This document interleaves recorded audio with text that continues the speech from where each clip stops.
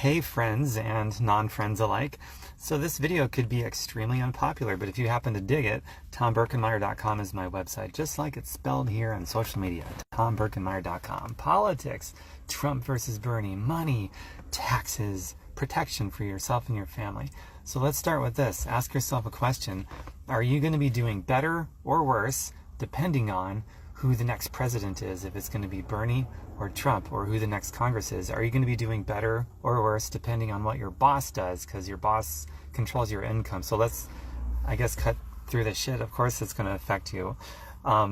Most of you, say 98% of you. 2%, it's really not going to affect at all. So if you've answered yes to that, if you're painfully, brutally honest with yourself and you're like, yeah, of course, my livelihood and how I'm doing is going to be affected by who the next president is, or what my boss decides to do with my income on the next pay raise or downgrade or whatever happens. The winds of politics that change, the economic winds that blow that are changing.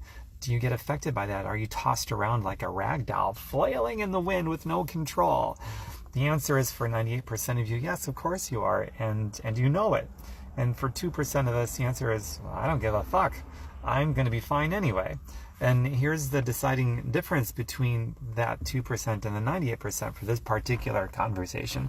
That is, 98% of the population has zero residual money, zero passive money. They don't even really know what it is, let alone having it.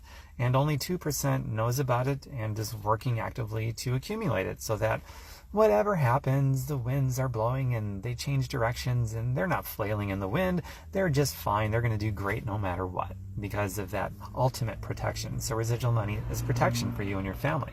And it's also resources to fuel a dream, to accomplish solving a problem, all those things. And so I'm not going to go heavily into what residual and passive income is here, because I've got tons of other content that goes into that. And you can Google it and research it on your own too. But for the purpose of this particular video, hi everyone, it's great to see all of you. If you've answered yes, which you most likely did, you like learning new things, right? I mean, you want to learn more than what you already do. You want to expand, not shrink or stay the same. Well, you can learn about residual and passive income. You can go to my website, TomBerkenmeyer.com, use the search engine there, and type in residual, type in passive, and you'll find all kinds of content there about it. You can go to Google and learn from other people besides just myself. And you can learn something new. And it's not just learning anything, like you can learn anything. It can help you, it can hurt you, it can have no effect on your life whatsoever. We learn new things all the time. But this is one thing that can save you, protect you and your family, and it can prevent you from flailing around in the wind like a tossed rag doll when things change with politics and depending on who the next president is going to be, or what your boss might do to your income and this and that. You can protect yourself against all those things, as well as, if you're a dreamer, you can have the resources to fuel a wonderful, beautiful dream, all because you decided to learn something new, specifically passive and residual money. That's what it is. So me personally, even though in one sense I could really give a shit about who the next president is, but in another much greater sense, because it's not just about me, I don't begrudge anybody that wants to continue selling their time for a paycheck for the rest of their lives until their dying day. If that's you, be you, boo. Now, most people are lying when they say they're okay with that. Nobody really wants that. Let's get real. But, I mean, if that's the way somebody wants to live their life for real, I don't begrudge anybody for that. However, I am certainly in favor of policy that gives everyone an equal opportunity. But obviously we don't have that, so you have to create your own. So that's another purpose of residual and passive money.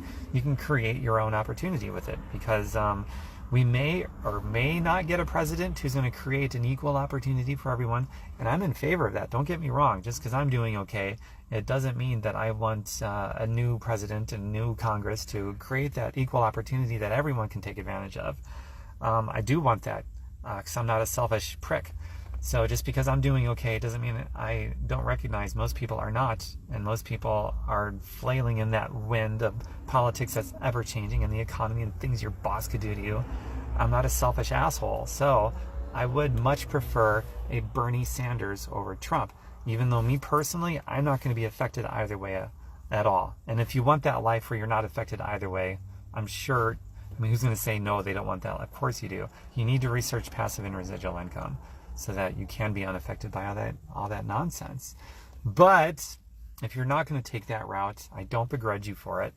And so therefore, I'm totally in favor of a Bernie Sanders over a President Pinocchio. A Bernie Sanders is going to push forth capitalism with strong social safety nets. Therefore, he's a mixed economist.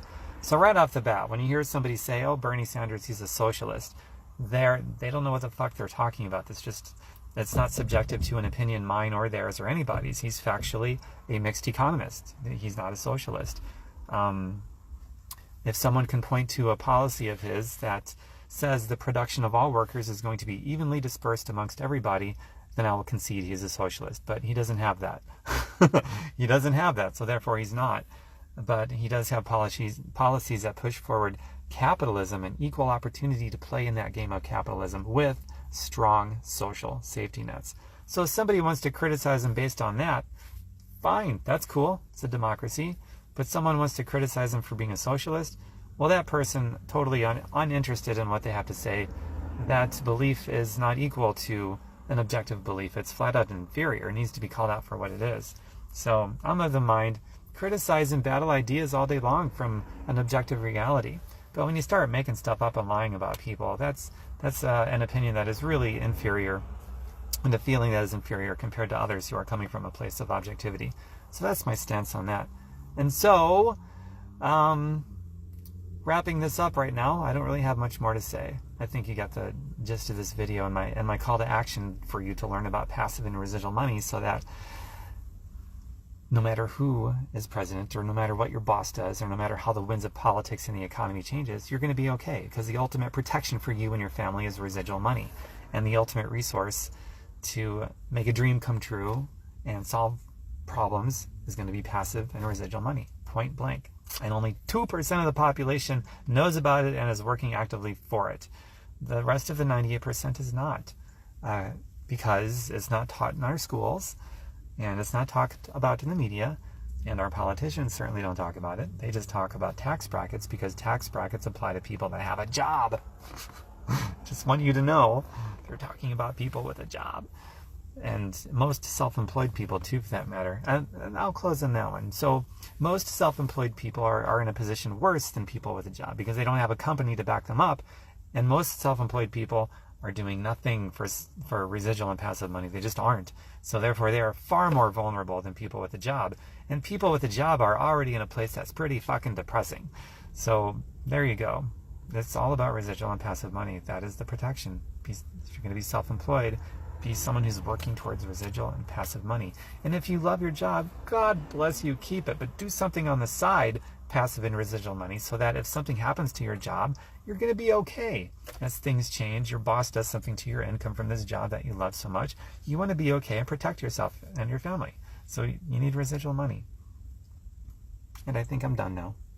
Thanks everyone for watching. Appreciate it. And I'll see you later. Bye for now.